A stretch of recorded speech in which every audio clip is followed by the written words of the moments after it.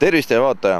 Tänases Minu auto saates näitab meile oma igapäevasõidukit Eduard Vahemets ehk siis eestimaine, kodumaine, omaenda driftikuningas. Tere, Eduard! Tervist! Räägi, Eduard, millega tegu on? Tegu on BMW 728-ga, 99 aasta ehk siis facelift versioon, 2,8 liitrine mootor, topeltvanusega. Ja 142 kilovatti. 142 kilovatti. Tegelikult, kui me natukene räägime sinu ja sinu igapäevaautode ajaloos, siis see ei ole mitte esimene 728, mis sul olnud on. See on teine, jah. Esimesega läks veits nihusti, aga kuna masin on mõnus, mugav, siis sai teisena ka see valitud. Mis selle autoris on, mis sul hinge läheb? Ta on ilusa kerekujuga. Meeldib mulle just facelift, et need kitsamad tuled. Kõige tähtsam kriteerium oli tegelikult, et oleks musta värvi. Kahjuks seda ei õnnestunud leida. Esimese auto puhul sain musta, teist nüüd musta ei saanud. Ja kuna sai väga hea hinnaga, siis võtsin sinise. Ja kuna tal on varustus ka piisavalt, siis nii jäigi. Ma saan aru, et see auto ei ole pärit mitte sugugi Eestimaalt. Selle auto tõin Lätist. Ja seal oli siis nii palju odavam või? Seal oli meie turuhinnas kuskil 230 000 krooni odavam. Ta vajas küll nipet-näpet remonti, aga kui käed on otsas, siis saab kõik korda. Oled sa nii kõva mees, et sa ütled välja, kui palju selline auto näiteks Lätis maksab ja Eestis maksab? Lätis on alates 60 000, Eestis on nüüd odavamad tulnud mängu siin 80 000. Aga üldjuhul, mis ma vaatasin, mis ma tahtsin, olid mustad 99, 2000 aasta ja need olid 100 ja peale. Miks just 2.8, et seal on 4.0, 3.0 diisel, 5.0 ja nii edasi veel olemas ju? No kuna ma igapäeva motospordiga tegelen, siis minu jaoks see kiirus ei ole enam nii tähtis. Tahan lihtsalt mugavalt kulgeda punktist A punkti B ja ökonoomselt, kuna nii palju, kui ma kokku hoian selle arvelt, nii palju ma saan paigaldada raha ka teise masinasse. No ma olen küll kuulnud igasugused müüte ja asju selle 2.8 ja E38 kere kütuse kulu kohta, et räägi nüüd, et kuidas tegelikult on? Lätist siia sõit, Riia kesklinnast Tallinnasse, keskmine kulu 6,9 liitrit sajale. Täiesti müstika minu meelest. Ja praegu enamjaolt linnasõit 10,5. Kas see on sellepärast, et sa oled nii kerge jalaga või siis on selle auto puhul mingid imelised tegurid mängus? Ma olen kindlasti kerge jalaga, et ei armasta kihutada. Ja üks miinus on tegelikult see, et mul on hästi palju niisugused külma mootoriga otsad. Et kui oleks niimoodi, et oleks pikemad otsad ja soojema mootoriga, siis oleks veel väiksem kütuse kulu. Ma tean, et E38 on vist müstilise trääkkoefitsientiga, et see on tal üks neid tegureid, mis aitab kütusekulu maha tõmmata vist. Jah, selle 2.8 mootori puhul on kindlasti eeliseks ka see, et on topeltvanusega ja madalalt tõmbab. Võib-olla selle arvelt hoiab ka nagu kokku. Aga kas see 2.8 selle kere peale väheks ei jää natuke? Minu jaoks kindlasti mitte. Et esimene kord, kui ma käisin, isegi mõtlesin selle peale, käisin vaatamas, mõtlesin küll, et see 2.8 on ikkagi lahja, et see on 42 kilovatti niisuguse suure kere peal. Aga proovides seda, siis mõtlesin, et minu jaoks on see täiesti piisav. Rohkem mul küll vaja pole. No 700 on tuntud oma rikkaliku varustuse poolest, et mis sinu auto siin kõik küljes on või on lihtsam öelda, mida ei ole? Ei, pigem on, et mida tal on. Mis ma kindlasti tahtsin, et peaks olema nahksisu. Sellel on Sport Comfort nahksisu elektriline, mis on nagu kõva eelis.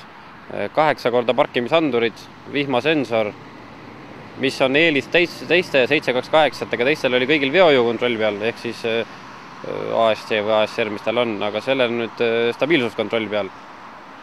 Ma usun, et talvel on abimeheks.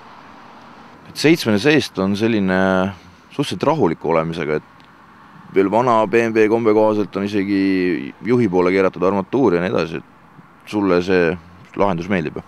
Jaa, vana kooli mees nagu mulle niisugune lahendus täitsa meeldib, et see uus on minu jaoks võib-olla liiga müstika.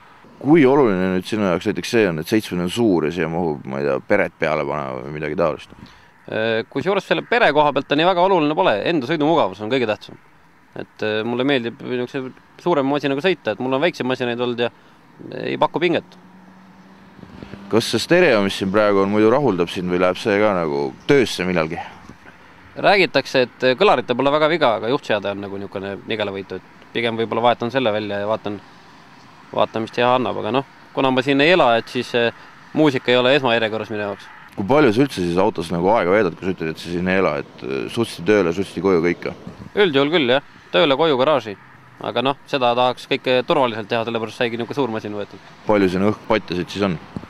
Peaks olema 1, 2, 3, 4, 6, 8. Ma arvan, et sellest aitab esialgu. Eelmine kord aitas. Kõik läksid lahti või? Paremalt poolt kõik ja juhi päeg. Siin on veel automaatkäigukast ka ja selle pluss-miinus variandiga ka, et kui palju sa seda kasutad? Üldse ei kasuta. Minu jaoks on see automaadi eelis just see, et ma tõmban selle käigu sisse ja ma ei pea enam sõtkuma nende käikudega. Aga siin on veel sportrežiim ju ka, et selle peale ka üldse ei pane siis? Ei, ainult drive'i peal ja rahulikult. Kui gaas põhja võetud, siis liigub niigi hästi? Minu jaoks täiesti piisavalt. Pagasiruum tegelikult on tal ju päris suur? Tegelikult küll. Üldjuhul oleks tahtnud niisugust pagasiruumi, mis mahutaks vähemalt 4 refi. Aga? Siia, ma arvan, 16 tolli kõrgemad ei mahu. Ma võin nüüd öelda vaatajale oma kogemusest, olles täpselt sellist autot omanud, et see on ka pereauto. On. Sellepärast, et lapse vanker läheb siia täpselt lupsti ära. Ja mitte väike vanker, päris suur vanker. Ja väga mugav oli igades lapse ja kõige muu mandiga nagu reisida siin. Mida selle auto ostmisel vaatama peaks? Veermik põhiliselt. Mootori poole pealt ei olnud mul eelmisel ühtegi probleemi, ei ole sellel ühtegi olnud. Ei tea ka väga palju neid probleeme. No olen kuulnud, et nukaandurid vist annavad saba siin mingi aja tagant, aga mootori diagnostikast ma ei käinud, ei selle eelmisega. Ainuke asi, et veermiku vaatasin üle eelmisel. Sellel läksin riski peale, kuna hind oli odav ja tulin siia, vaatasin üle. Üks soob vist oli tagumine ja mõned puksid. Kui roostevalti need on? Kus juures ei ole väga. Et just neid facelift mudeleid ma pole väga nagu roostetamas näinud. Vanu küll vist? Vanu on küll. Seal neil kohe krõbistab hirmsasti tagaluugi peale siin ukse all servades vist? Jah, no eks see vanus mängib rolli ka, võib-olla see 4-5 aastat vanem, mis nad on, eks see mängib rolli, et võib-olla see ka 5 aasta pärast juba roosta. Teine asi on see, et kui nüüd pauku on saanud ja kehvasti korda on tehtud. No see on põhiline asi üldse autode puhul. Roostetama kipuvad hakkama, kui on kehvasti taastatud. Siin ongi vist see point, et kuna sa autoteeninduses töötad, sa võid nüüd sõnumit lõpuks kinnitada ka, et raske on leida niikuinii, täiesti mitte raske, vaid peaaegu et võimatu on leida autot, mis ei ole laksu pannud. Küsimus on lihtsalt selles, kuidas ta korda on tehtud. Üldjuhul ongi kõige tähtsam see, et ma ei vaata ka niisuguse masinaid, et mis oleks kindlasti ilma avariita. Ta võib olla avariiga, peast on korralikult korda tehtud. Mitte küll ütleme väga suure avariiga, kus sinna 300 000 krooni on investeeritud. Tegelikult saab vist vaadata internetist järgi ka, et kui suurte summade peale erinevad autod pauku on pannud, vähemalt Eesti autosid. Eestis saab vaadata neid masinaid, millel on liikluskindlustuskahju. Need, millel on kaskoga avariid olnud, neid kahjuks ei saa vaadata. Nüüd me jõuamegi kaskoni, et ma tean, et sa ostsid selle auto küll välja, aga sa panid ta ikkagi kasko alla, et kas peaks nüüd kartma seda kasko hinda, mis sa mulle ütled või mitte? Esimese auto puhul ma kartsin, väga ei süvenenudki sellesse, sest ma teadsin, et see on seal 20 000 ringis, sellist raha mul välja käia ei olnud ja ma kaskot sinna peale ei teinud. Kuigi nagu näha oleks pidanud tegema.